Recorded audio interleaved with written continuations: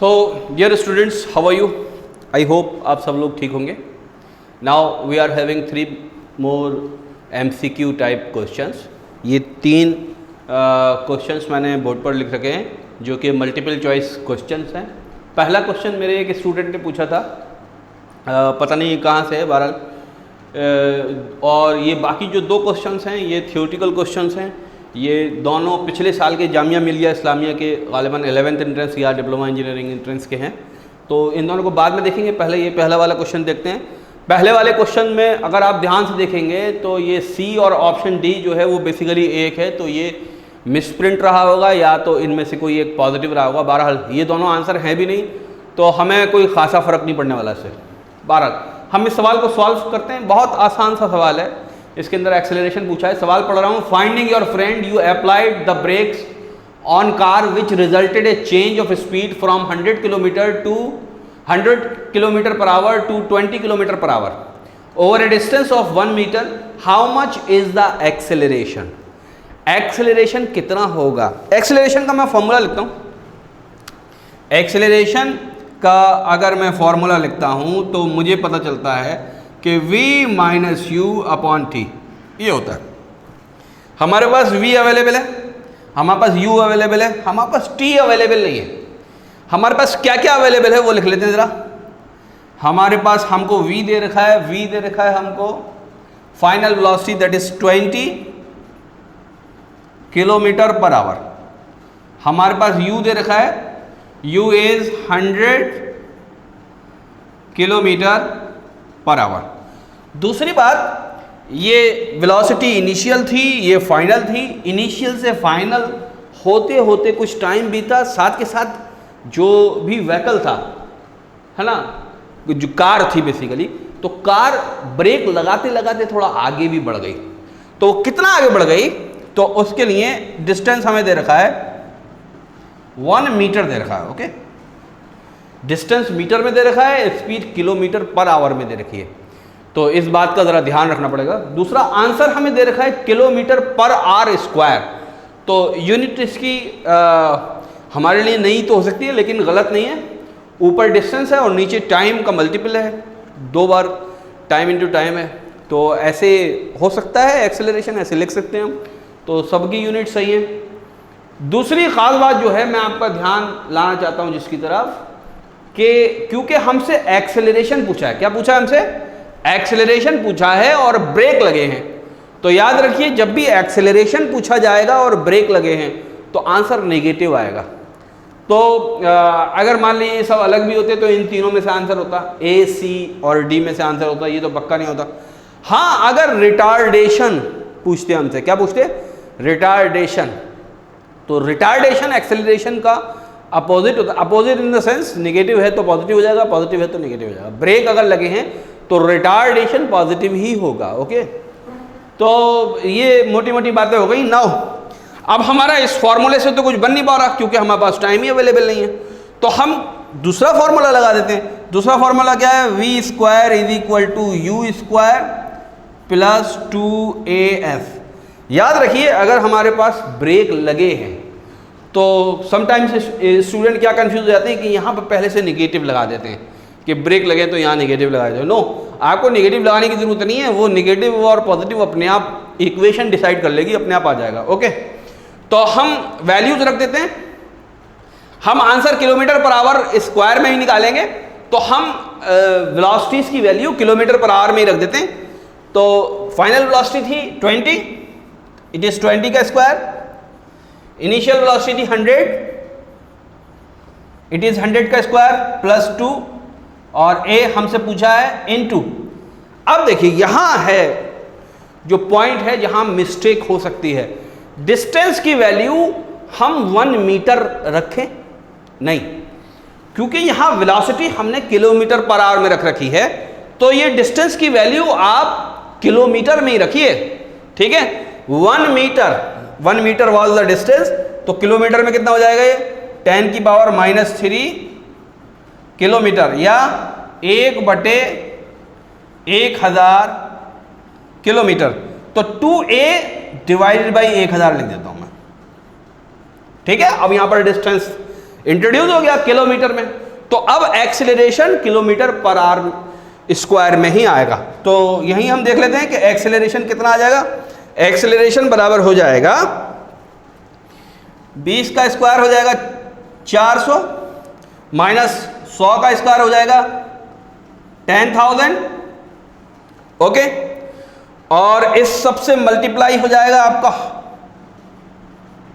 1000 और इस सब को डिवाइड करेगा आपका 2, ठीक है, 2 को मैं ठीक से लिख दे रहा हूं 2। जरा देखें वैल्यू कितनी आ जाएगी, तो कैलकुलेट कर लेते हैं। 400 हम घटा देते हैं इसके अंदर से, तो जब हम 400 घटाएंगे तो ये आएगा, यहां पर a जो आएगा वो आएगा 9600 डिवाइडेड बाई 2 मल्टीप्लाइडेड बाई 1000। बात समझ में आ गई। अब आंसर जो है, आंसर के अंदर 10 की पावर 6 लगा हुआ है, सारे आंसर में 10 की पावर 6 लगा हुआ है, ठीक।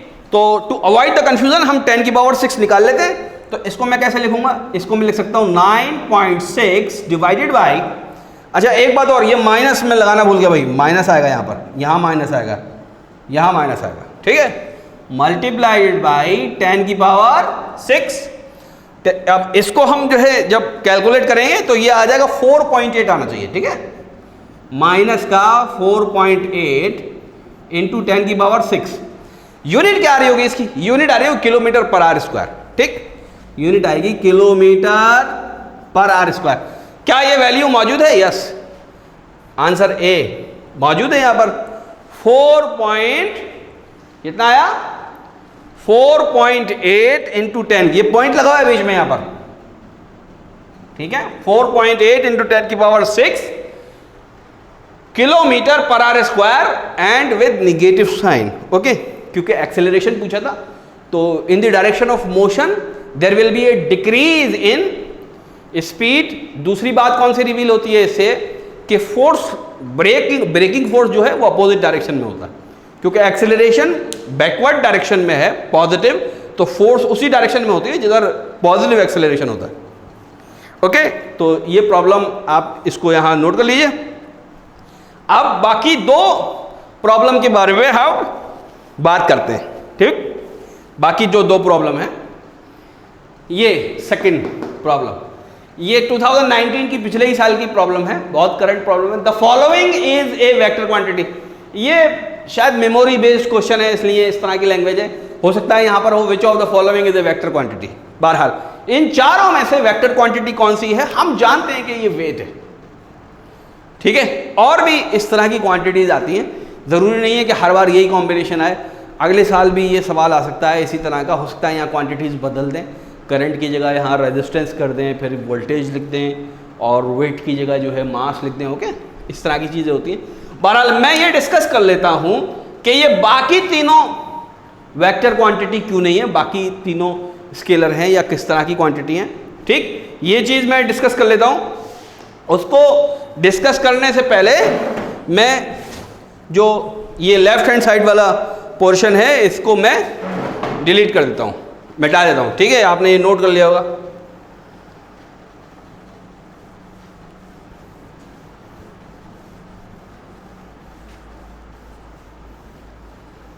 देखिए हम इस सवाल को करने जा रहे हैं, अब इसके बारे में समझिए। Why electric current is not a vector quantity, हम लिख रहे हैं इलेक्ट्रिक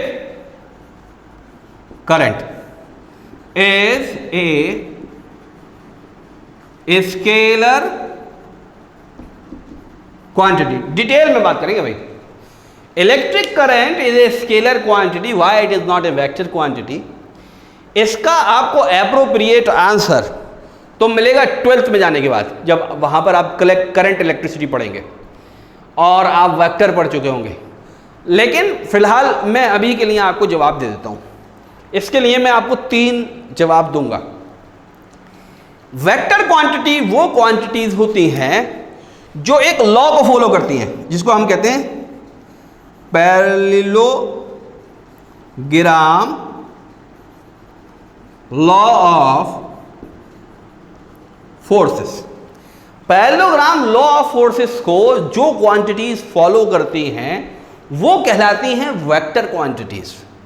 जो इस लॉ को फॉलो नहीं करती हैं वो वेक्टर क्वांटिटीज नहीं होती है। कोई सी भी क्वांटिटी होंगी वेक्टर नहीं होंगी। बात समझ में आ गई नहीं आ गई? इलेक्ट्रिक करंट किसी भी सर्किट में इस लॉ को फॉलो नहीं करता है। एक जवाब। ये लॉ क्या होता है उसको आप भूल जाइए अभी, वो जब वेक्टर पढ़ेंगे 11th क्लास 12th क्लास में, 12th क्लास तक आपको पता लग पाएगा ये पैरेललोग्राम लॉ ऑफ फोर्सेस क्या होता है, तो तब पढ़िएगा आप, ठीक है। पैरेललोग्राम लॉ ऑफ वेक्टर्स भी बोल सकते हैं इसको। दूसरा जवाब सुनिए। दूसरा जवाब, इलेक्ट्रिक करंट का फॉर्मूला देखें हम, I इज इक्वल टू क्या होता है, चार्ज पर यूनिट टाइम होता है, यही तो फॉर्मूला होता है। चार्ज कैसी क्वांटिटी है? चार्ज बेसिकली स्केलर क्वांटिटी है। टाइम कैसी क्वांटिटी है? ये भी स्केलर क्वांटिटी है, ठीक है। यूनिट इसका होता है कूलम पर सेकंड, और कूलम पर सेकंड को हम बोलते हैं एम्पियर। तो करंट कैसी क्वांटिटी होगी? स्केलर को स्केलर से अगर डिवाइड करेंगे तो स्केलर ही आएगा ना भाई, वेक्टर नहीं हो सकता। तो ये करंट कैसी क्वांटिटी होती है? स्केलर क्वांटिटी होती है। तीसरा जवाब सुनिए। आप सोचते होंगे कि सपोज ये कंडक्टर है, ये एक वायर है, इसके अंदर सपोज एक करंट फ्लो कर रहा है, ये आई, तो इसका एक डायरेक्शन होता है, इस डायरेक्शन में फ्लो कर रहा है। बात समझ में आ गई? तो याद रखिए ये डायरेक्शन ऑफ कंडक्टर होता है, डायरेक्शन ऑफ करंट नहीं होता। अगर इस वायर को यूं मोड़ के यूं कर दीजिए आप, तो ये इधर की तरफ फ्लो करने लगेगा करंट। बात समझ में आ गई? तो basically it is the direction of conductor, not the direction of current. तो इससे भी बात पता चलती है कि ये जो डायरेक्शन है बेसिकली ये करंट का डायरेक्शन नहीं है। तो current don't have any direction but it has magnitude. तो मैग्नीट्यूड है तो किसी तरह की क्वांटिटी, कैसी quantity? Scalar quantity. Hence electric current is a scalar quantity.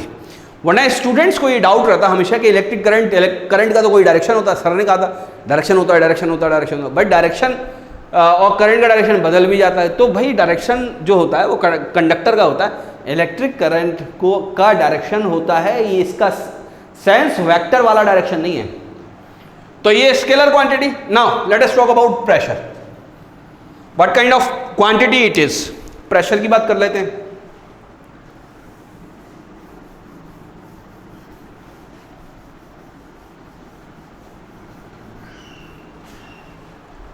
ठीक, प्रेशर क्या? प्रेशर का कोई pressure is the quantity, it has magnitude, ठीक। तो स्केलर तो ये पहले झटके में हो गई। क्या ये वेक्टर होती है? वेक्टर होने के लिए इसके पास एप्रोप्रिएट डायरेक्शन होना चाहिए। क्या इसके पास कोई डायरेक्शन होता है? यस, इसके पास डायरेक्शन होता है, but the thing is that इसका जो अपना डायरेक्शन है वो डायरेक्शन कोई पर्टिकुलर डायरेक्शन नहीं है, वो बहुत सारा डायरेक्शन है। एक गुब्बारे के अंदर, एक बैलून के अंदर आप वाटर भर दीजिए या मिल्क भर दीजिए, आप उसमें कहीं से भी सुई चुभाइए, उसी डायरेक्शन में आपका वाटर निकलने लगेगा, फ्लूइड निकलने लगेगा। क्यों निकलने लगेगा? क्योंकि वो जो प्रेशर है वो हर डायरेक्शन में है। तो it is a kind of quantity जिसका हम डायरेक्शन एक नहीं बता सकते। बात समझ में आ गई नहीं आ गई? जब हम एक डायरेक्शन नहीं बता सकते और डायरेक्शन होता भी है तो हमने क्या कहा कि it is a tensor kind of quantity. क्योंकि ये टेंसर इसकी हमने एक काइंड बना ली। कुछ क्वांटिटी ऐसी होती है, तो ना ये स्केलर है ना ये वेक्टर है, तो प्रेशर वेक्टर नहीं है। Now let us talk about work. What kind of quantity it is? Work, ठीक है। वर्क का फॉर्मूला क्या होता है? अगर हम वर्क को देखें, फोर्स डॉट डिस्प्लेसमेंट। फोर्स भी वेक्टर और डिस्प्लेसमेंट भी वेक्टर। पिछले लेक्चर में मैंने बताया था ये दोनों वेक्टर हैं, लेकिन उसके बावजूद भी वर्क वेक्टर नहीं होता, वर्क स्केलर ही होता है। क्यों होता है? क्योंकि जब भी हम दो वेक्टर का मल्टीप्लिकेशन करते हैं तो मल्टीप्लिकेशन करने के दो तरीके होते हैं। एक होता है डॉट प्रोडक्ट, एक होता है क्रॉस प्रोडक्ट। तो डॉट प्रोडक्ट और क्रॉस प्रोडक्ट क्या होता है? मैं फिर ये कहूंगा कि आपको ये आगे चल के जब वेक्टर पढ़ेंगे तो बिल्कुल क्लियर हो जाएगा। अभी वो इतना लंबा टॉपिक पढ़ाना मुनासिब नहीं है इस सवाल के अंदर। Dot product always gives scalar quantities. बात समझ में आई? डॉट प्रोडक्ट क्या देता है? स्केलर क्वांटिटी देता है। वैल्यू किसके बराबर होती है? F D cos theta. इसको हम लिखते हैं तो जब भी कोसाइन लगेगा ये बात समझ जाइएगा कि जो भी रिजल्ट आ रहा है यानी यहाँ पर वर्क आ रहा है that will be a scalar one. Okay, scalar quantity होगी। दो राइट हैंड साइड में जो तीनों क्वांटिटीज हैं, दोनों क्वांटिटीज हैं वो वेक्टर है, उसके बावजूद भी वर्क कैसा आएगा, स्केलर आएगा। तो work is a scalar quantity, unit इसकी जूल होती है। एनर्जी भी स्केलर क्वांटिटी होती है, उसकी भी यूनिट जूल होती है। आगे बढ़ते हैं।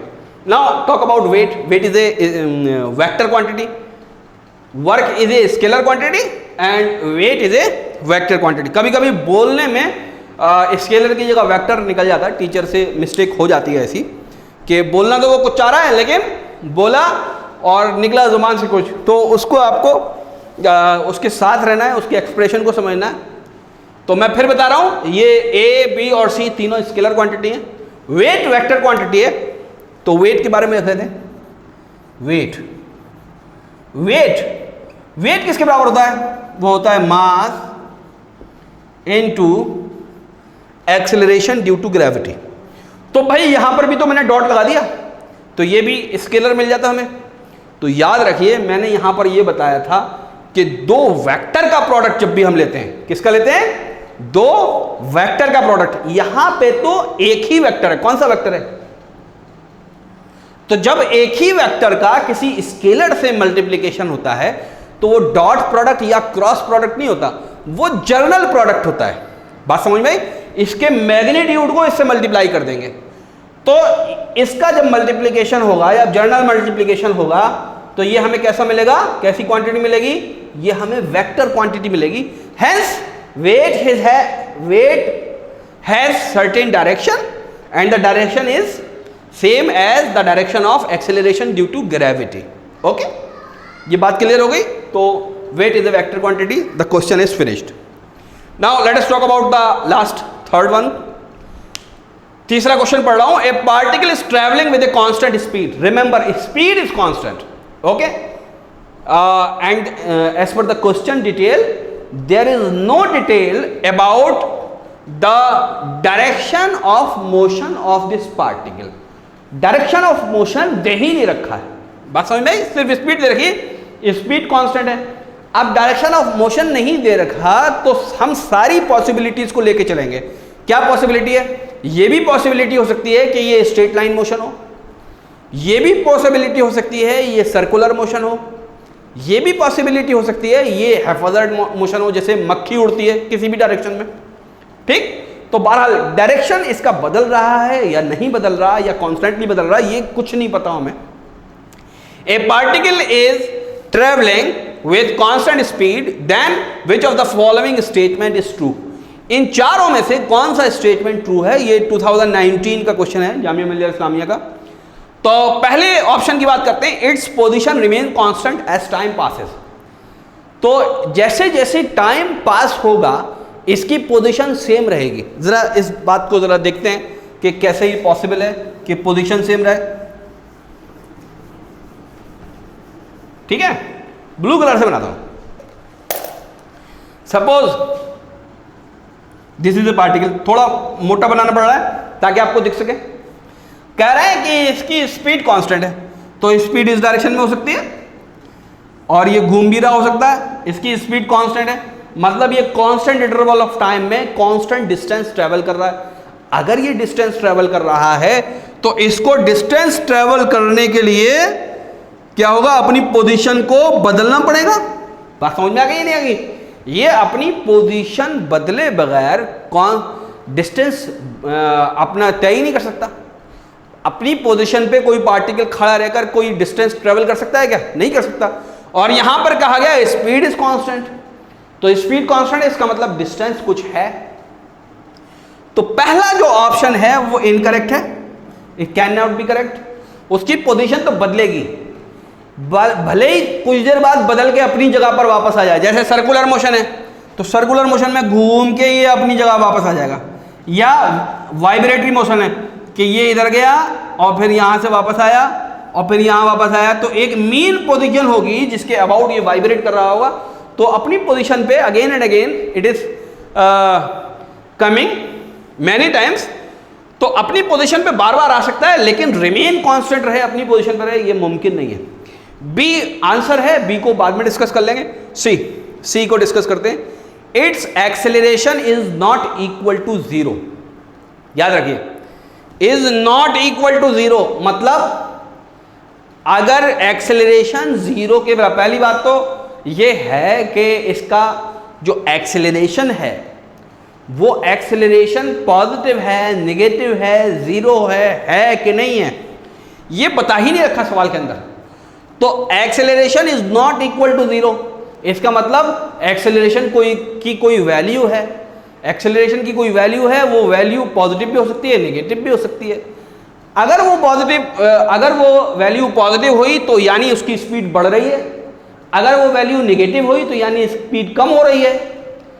तो ये तो है ही नहीं, कांस्टेंट स्पीड गिवन है, ठीक। तो एक्सेलरेशन है या नहीं है, और है तो कितना है, that we can't say from the information given in the problem. तो ये जो इंफॉर्मेशन है हमारे पास प्रॉब्लम में, वो इस ऑप्शन के लिए एप्रोप्रिएट नहीं है। उसका एक्सेलरेशन कितना है हम नहीं कह सकते। अगर उसका डायरेक्शन सेम है, फॉर एग्जांपल अगर कांस्टेंट स्पीड के साथ डायरेक्शन सेम होता तो एक्सेलरेशन कितना हो जाएगा, जीरो हो जाएगा। स्ट्रेट लाइन मोशन के अंदर अगर कांस्टेंट स्पीड है तो वेलोसिटी भी कांस्टेंट हो जाएगी। Now let us talk about option number 4, that is option D. It does not change its direction of motion. Direction of motion को ये चेंज नहीं कर रहा, तो ये भी नहीं दे रखा है इसके अंदर। हो सकता है सर्कुलर मोशन हो, सर्कुलर मोशन में भी यूनिफॉर्म सर्कुलर मोशन के पास कांस्टेंट स्पीड होती है, बात समझ में आई। तो constant speed uniform circular motion अगर है तो उसका डायरेक्शन क्या होगा, चेंज हो रहा होगा। यहां लिखा है it does not change its direction of motion, तो ये भी ऑप्शन नहीं होगा। Now let us talk about option B which is actually the answer. It covers equal distance in equal interval of time. देखिए इक्वल डिस्प्लेसमेंट नहीं कर रखा है, यहां पर इक्वल डिस्टेंस कर रखा है। तो चाहे स्ट्रेट लाइन मोशन हो और चाहे सर्कुलर मोशन हो, दोनों ही केस में कांस्टेंट स्पीड में या कोई सा और भी मोशन हो, कांस्टेंट स्पीड पे कांस्टेंट डिस्टेंस ट्रेवल करेगा पार्टिकल। तो option B is most appropriate answer. हम इसको लगाएंगे, बाकी सारे ऑप्शन एप्रोप्रिएट नहीं है। इन सारे कॉन्सेप्ट को आप जहन नशीन कर लीजिए, कभी भी कहीं भी पूछे जा सकते हैं। बात समझ में आ गई, नोट करिए।